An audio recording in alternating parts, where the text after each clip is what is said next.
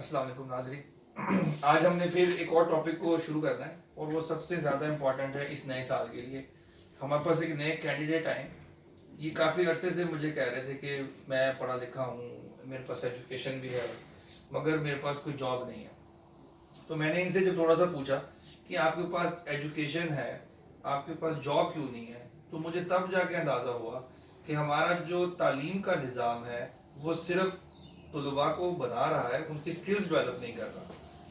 तो फिर इस तरह एक सोच आई कि क्यों ना लोगों की स्किल डेवलपमेंट के लिए काम किया जाए, और उसका वाहिद पर्पज़ ना सिर्फ इन जैसे होनहार नौजवान जो पाकिस्तान का मुस्तकबिल है उनकी ज़िंदगियों को बेहतर बनाना है, बल्कि इसके साथ साथ उनके माली मामलात को भी बेहतर करना है। तो फिर इस चीज़ को जब हमने सोचा, मेरी टीम ने सोचा, तो हमने 3 पॉइंट्स इंपॉर्टेंट किए कि स्किल डेवलपमेंट क्यों इन जैसे नौजवानों के लिए ज़रूरी है। सबसे पहली रीज़न कि जो तालीम इन लोगों के पास है वो तालीम नहीं है जो कि दौरे हाजिर के तकाज़ों से पूरा हो।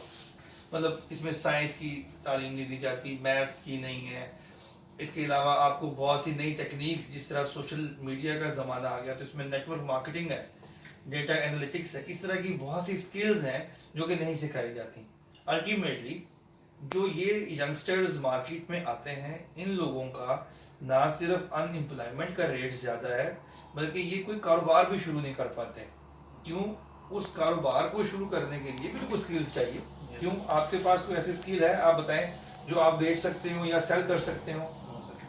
अब इसकी नो में देखें क्या एक वजह है कि इसने तालीम तो हासिल कर ली, मगर क्या ये मुआशरे का कारआमद हुनरमंद इंसान बन सका, जिसके लिए हम सबको एफर्ट करनी है। फिर हमने ये सोचा कि अगर इसके पास अब कौन सी स्किल है जो अब ये कर सकता है। देखें, तालीम हासिल करना इसके बस में नहीं था, इसी तरह जॉब लेना इसके बस में नहीं है, सिमिलरली इसके बस में ये भी नहीं है कि ये अपनी मर्जी से पैसे कमा सके। एक चीज जो इंसान के बस में है वो क्या है? स्किल्स। वो स्किल सीखना। मगर अब फिर इसमें बहुत सी अजीब सी चीजें जो लोगों के साथ डिस्कशन में आती है। लोग कहते हैं कि वो स्किल कब सीखे।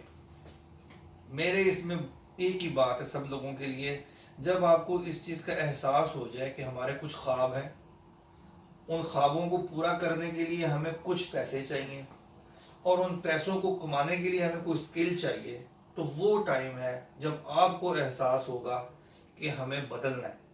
इधर मैं रोज़ाना लोगों को तकरीर करता हूँ, समझाता हूँ कि यार हम आओ ये काम करें, लेकिन लोग यहाँ पर 9 to 5 की नौकरी करना चाहते हैं और उसके बाद शाम को घर जाके टीवी ड्रामा देखना चाहते हैं।